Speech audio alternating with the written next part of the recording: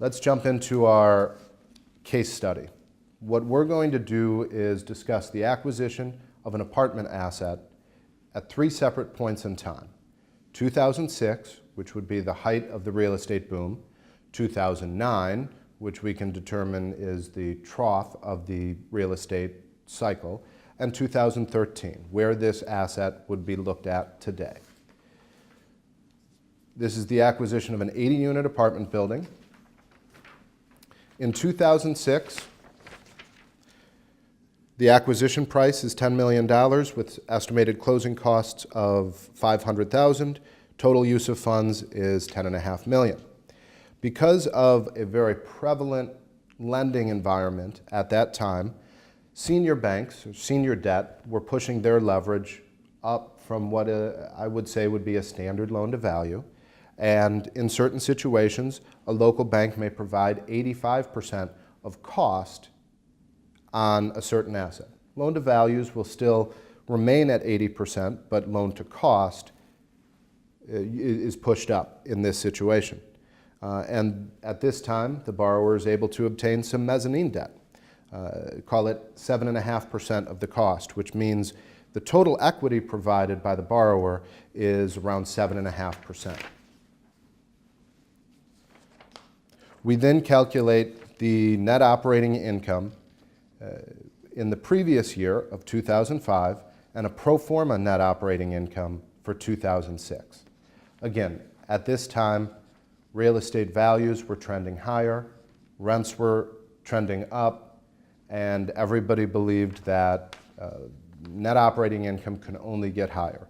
So if you look at the net operating income between a 2005 actual, a given bank may have assumed an increase in rents with some stabilization of expenses that would provide for a higher net operating income.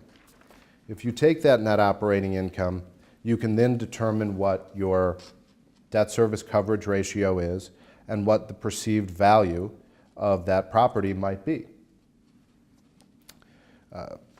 On this slide, we look at the 2006 P&I payment of $625, which provides for a senior debt service coverage ratio of 1.24 times. For value, we would look at, again, the pro forma 2006 NOI.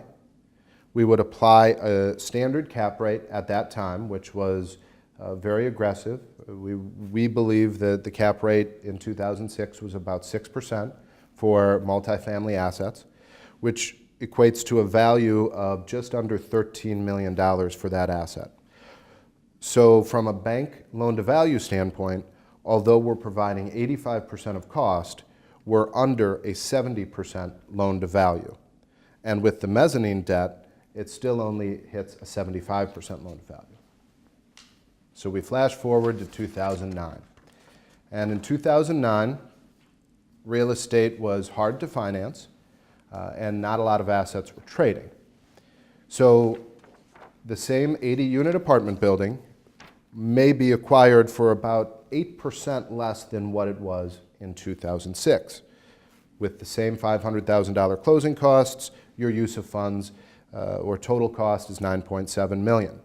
At that time, banks were very constrained with the loan-to-cost, loan-to-value that they would use on a property.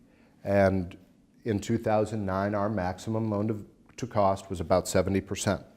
The mezzanine lenders were out of the market, and at that point, the buyer of the same asset would have to provide $2.9 million in cash equity, or 30% equity, in order to close on that asset.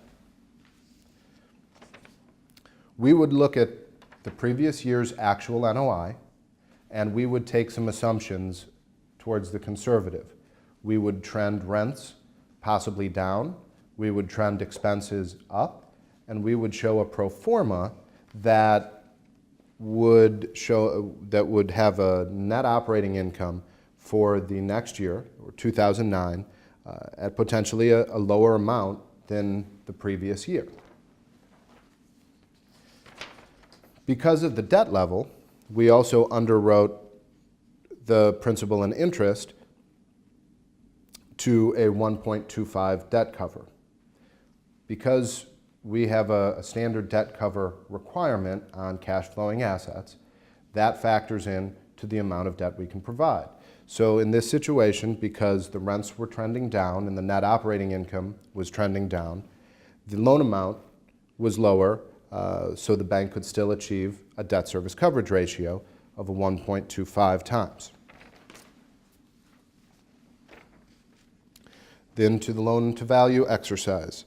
We take pro forma 2009 rents, capped at 7%, because we saw cap rates expand due to less activity within the marketplace and certain people's reluctance to purchase real estate because of the compressed loan to values that were being provided by lenders. And we show the 70% loan to cost actually equates to a 74% loan to value. Now the same example today. We've seen prices rebound, and we would take the same asset and assume that the acquisition of that would probably be up from the 2006 level. So call that $10.5 million in acquisition cost, same $500,000 closing cost, and we would have a loan to cost maximum of 80%. For this example, I did not use any mezzanine debt, and the buyer produces about 20% cash equity to purchase the asset. We still look to our rent schedule and pro forma the next year's income. In certain situations based on market, we might trend those numbers down, we might trend those numbers up from a rental standpoint, and for expenses, we usually assume about a 3% increase in expense values for, from a year-to-year time frame.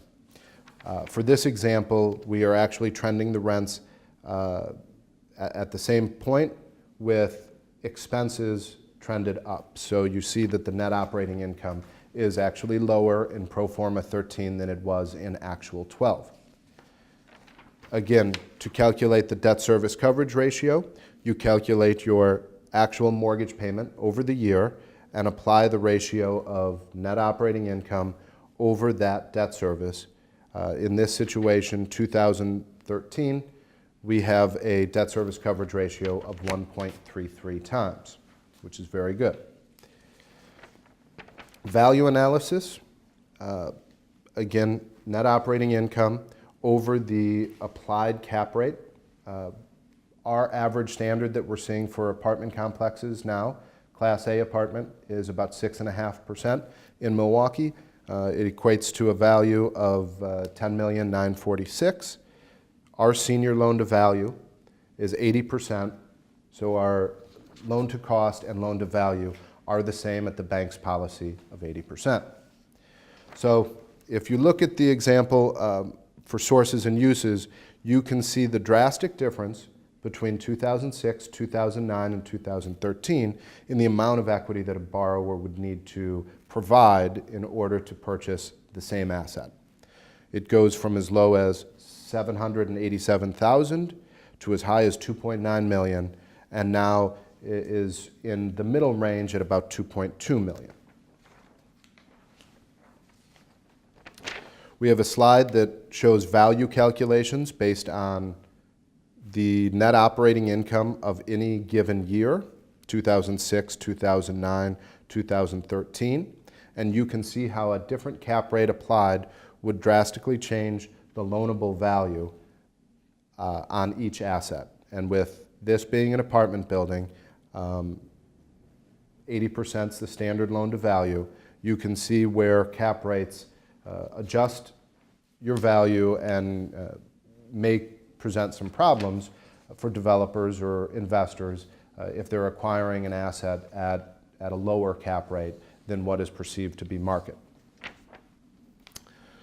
We also have a sensitivity chart relating to interest rate, and you will see how interest rate changes your debt constant, which changes your mortgage debt service, thus changing the debt service coverage ratio.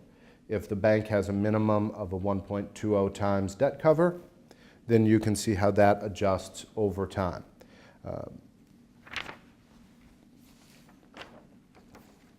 We'll discuss return on equity. Return on equity is the calculation based on a given borrower's cash flow in relation to the upfront equity in that purchase. So as we saw in a few slides ago, the cash equity required to close is drastically different from year to year.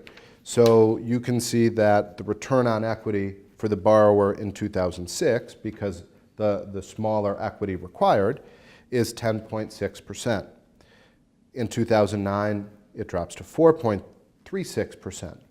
And in 2013, it's 8%. Most developers use probably, I would say, a 7 to 12% band for return on equity to determine if their asset is worth their equity investment. We'll discuss internal rate of return, which is a property's NOI over its annual appreciation. We use the 2013 example, takes NOI at a cap rate of 6.5% and provides an internal rate of return as 9.7%.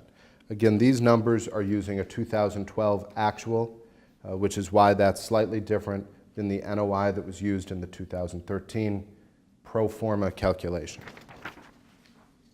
The effective gross income multiplier is a measure that is used against the direct cap rate, and the effective gross income multiplier is defined as the ratio of the property's sale price to its effective gross income. Thank you for listening to this presentation on commercial mortgage calculations and decisions.